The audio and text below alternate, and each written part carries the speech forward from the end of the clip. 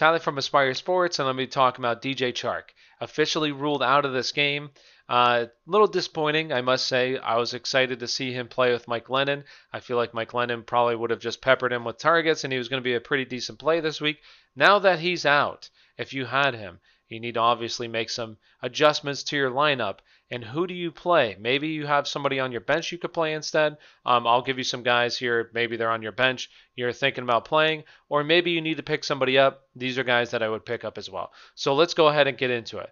The first one here is going to be Jacobi Meyers. If you have Jacobi Meyers, or if he's available in your leagues, I know he was pretty much a dud last week, didn't have that good of a game.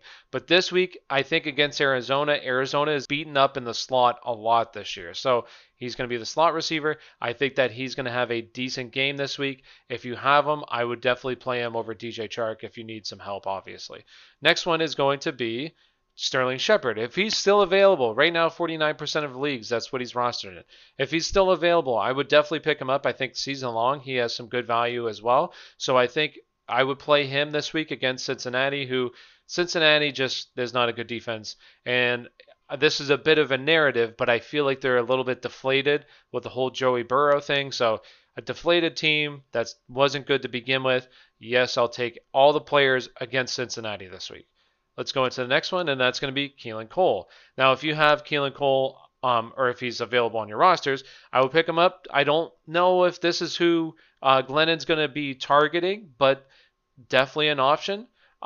He has had some good games this year as well, so we'll see. I'm not going to say like he's a must-play this week because we have no idea what the situation is going to be with Mike Lennon.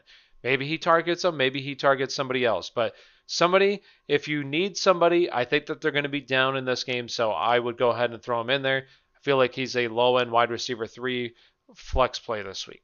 Next one is going to be Jalen Reagor.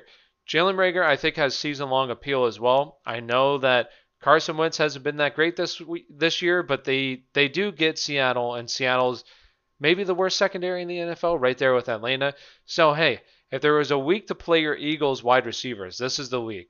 This is the week against a very bad defense, so he's a solid play for me, like an upside wide receiver 3.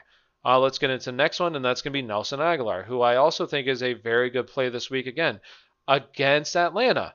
You know, we have Seattle, now we have Atlanta, 2 worst pass defenses in the NFL. Had a very good game last week. I do believe he's I'd say like a low-end wide receiver 2 with some upside. It depends on who kind of shows up. He has these games where he's really good and then some other games where it's just not too good. I do think against Atlanta, though, they pass the ball effectively, and I think he's going to be a part of the reason why. Let's go into the next one, Darnell Mooney. I've talked about Darnell Mooney a lot. I believe somebody is going to get the ball there. And I think this week Allen Robinson's going to be a dud just because he's probably going to see shadow coverage from Jair Alexander, who's been one of the better shadow covers corners in the league. So I think Darnell Mooney this week is going to be a pretty decent play. I think he's going to be peppered with some targets, right? So I think he's a decent play. Also, I'm saying decent as in flex play. Okay, he's a okay flex play if you're desperate and need somebody, Darnell Mooney. The next one here is going to be Jakeem Grant. Now, if Ryan Fitzpatrick played, I think he'd be a pretty good play, but I think it looks like Tua might play. Actually, he's questionable. Brian Flores also said that he's questionable with a thumb injury. So if Ryan Fitzpatrick plays, I do think Jakeem Grant's actually a pretty solid play compared to Tua. I think this is a much better passing attack with Ryan Fitzpatrick in there, and against the Jets, who the Jets are pretty terrible, obviously, all around. I do think he's a decent play this week. Even if Tua does play, I think he's okay, but I do like his upside more if Ryan Fitzpatrick plays. Let's get into the last one here, and that's going to be Rashard Higgins. I do think Rashard Higgins is a solid like flex play as well this week with some upside. They play Jacksonville. Jacksonville's without a lot of DBs already on the lineup, so me personally, this is a bad defense. Already was one of the worst defenses in the NFL in terms of passing defense, and now just continually gets worse with injuries.